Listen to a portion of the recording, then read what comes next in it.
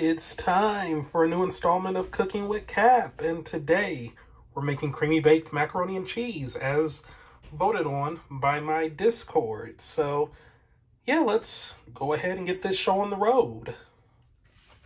But first, the ingredients. We're going to need salt, a pound of cavatappi or elbow macaroni, half cup of unsalted butter, half cup of all-purpose flour, 6 whole cups of milk, or 6 cups of whole milk, 1 pound of sharp or extra sharp yellow cheddar, coarsely grated, 8 ounces of Velveeta torn into pieces, 4 ounces of Pecorino Romano, coarsely grated, 1 cup, half teaspoon of dry mustard powder, quarter teaspoon of onion powder, pinch of ground cayenne, and freshly ground black pepper.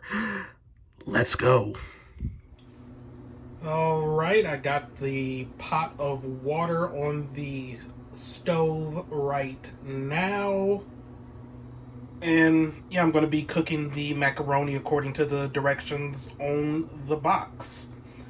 So, yeah, like it's pretty simple, this first step. And yeah, when it comes to mac and cheese, like baked mac and cheese, that's how I'm kind of like used to having it because of my mom. Like, oh my god, it's so good when she does it. Like, oh my god, like it's hard to describe, but it's like the little like crust of cheese on top, and then it's all creamy and everything when you get in or down into it. Like, oh man, it's good. This one, I don't know if it's gonna bake like as long as like she would normally bake hers, like 15 to 20 minutes at 350. But either way, like I mean, that's like how I'm accustomed to having mac and cheese, just baking it. I have had decent mac and cheeses where it was just like done on the stove top, like, you know, you just do in the macaroni, the cheese sauce, cheese, melt in some cheese, and then like serve it like that. But I don't know, it's just something about baking it that's like, it gives it an extra kick. It gives it an extra kick. And I mean, the Macaroni brand mac and cheese is pretty good. Like the same company that does Pastaroni and Rice-A-Roni. Yeah, that mac and cheese turns out pretty good. But I don't know, otherwise it's like just regular basic stovetop mac and cheese. It's aight.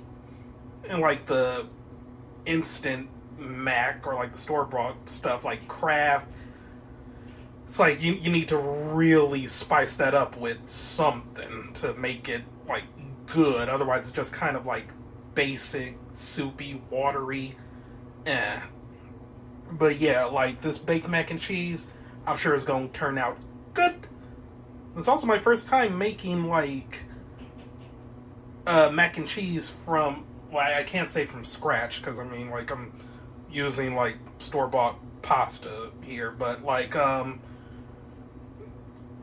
not using, for example, Kraft, Velveeta brand mac and cheese, etc., etc. So yeah, I'm excited to see how this will turn out. I mean, I'm sure it'll be good, but yeah.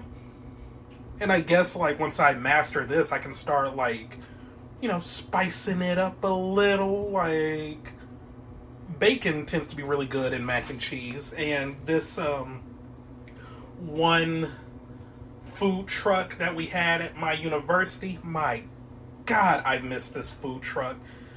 Well, I missed 2 of the food trucks we had. Like one was a really good burrito one, but the other one, all they did was mac and cheese, and they have this one mac and cheese.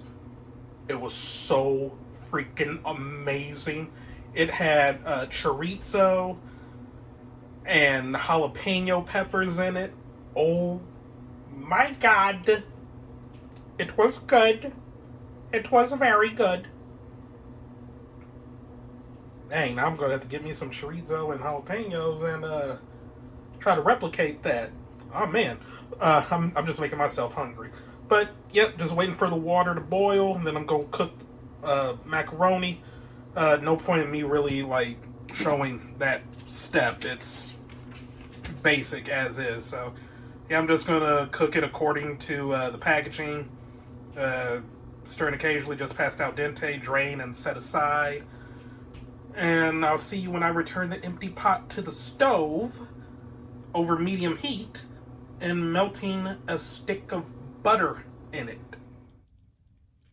And there's the butter in the pot. Just gonna melt this into a simmer, whisking occasionally until it stops spurting and quiets down, about 2 to 3 minutes.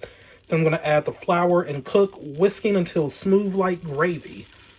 And there is the flour added to it, already in the progress of whisking. Got it down to low for the sake of recording this, but yep, it's smooth. And now to add 6 cups of milk. Alright, I had just enough milk. And now I'm raising the temp to high, whisking constantly. Or, like, bringing it to a simmer. Just showing the process, but like once it's at a simmer, I'm going to lower the temp to low and then simmer for about 2 to 5 minutes until it's like a little bit thick, like enough to coat a spoon or the back of a spoon, but still a little loose. Yep, that spoon looks coated to me. So now to remove this from the heat. And to this, I'm adding the shredded cheese, the shredded cheddar. Okay, I might need both hands for this. And there it is. And then also adding the Velveeta, broken up into pieces. The Pecorino Romano. Half a teaspoon of mustard powder. 1/4 teaspoon of onion powder. Some cayenne. I really like cayenne. And season generously with some salt and pepper. I'm gonna need both hands for this. I'm grinding some fresh black pepper, yo. Alright, and now to whisk this until the cheese is melted and smooth like nacho cheese. Okay, that was a workout. This is thick. But yeah, to this I'm going to stir in the macaroni. Alright, once again, this is going to be a workout, and oh man, but yeah, I'm just stirring it in until it's all coated, breaking up any clumps I find. Oh my god. Alright, I transferred it to a pan, and yeah, I did taste it. Yeah, it's pretty dang good. Pretty dang good. Yeah, I added a little more pepper to it, but outside of that, yo, this is going to turn out nice. But yeah, I got the oven heating up to 350, and then I'm going to pop this in, oh yeah, like a 9x13 inch baking pan or dish, and bake until bubbling at the edges, 15 to 20 minutes. So, yeah, can't wait.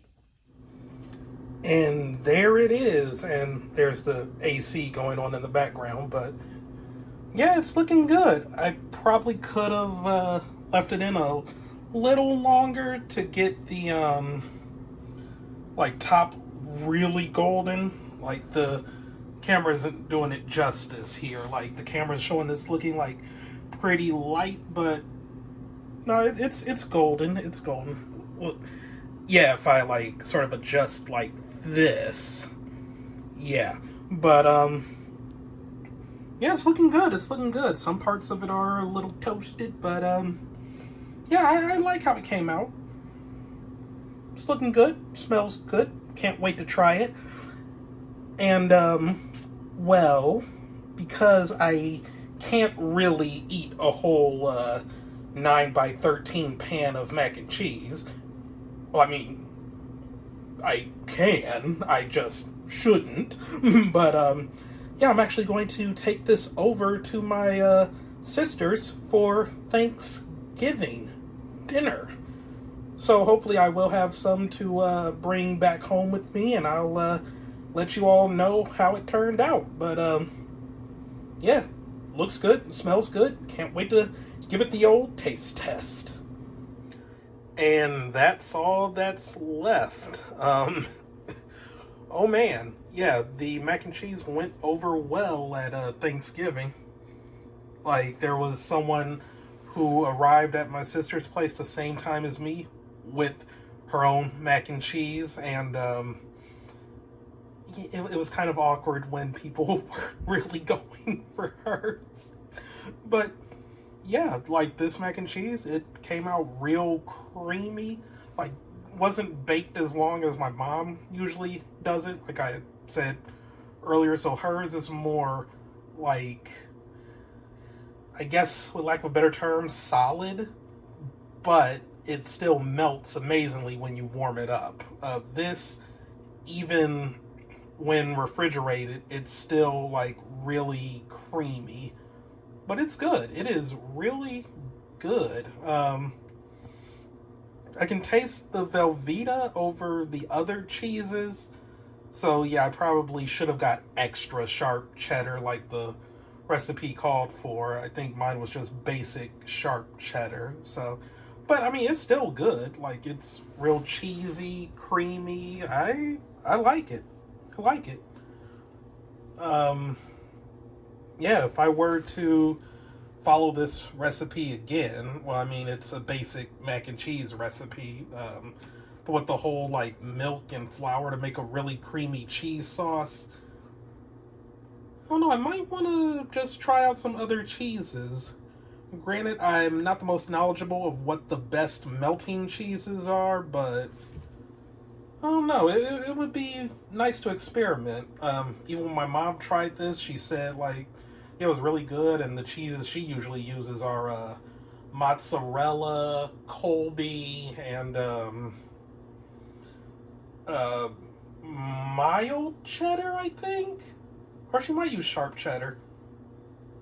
I don't know. I have to double check with her on that. But yeah, Colby, mozzarella, and a cheddar of some kind. So yeah, thumbs up for me. Good mac and cheese. I like it. Oh, and yeah, I had said earlier like I could eat a whole 9x13 pan of mac and cheese. Not this mac and cheese. This one is filling. Just really cheesy, really savory, like, yeah. A whole 9x13 pan. It might take me a few days, like 4 or 5 days to get through that entire thing, as opposed to like probably like 2 days for my mom's mac and cheese. But I mean, because this is just, it's really filling. It's so good. It's so good. So yeah, I got one bowl of this left. That's all I could salvage. And yeah, thumbs up. Thumbs up recipe. And that's all I got for today. So thank you all for watching. Have a great day, and I will see you all next time for some more Cooking with Cap. Goodbye.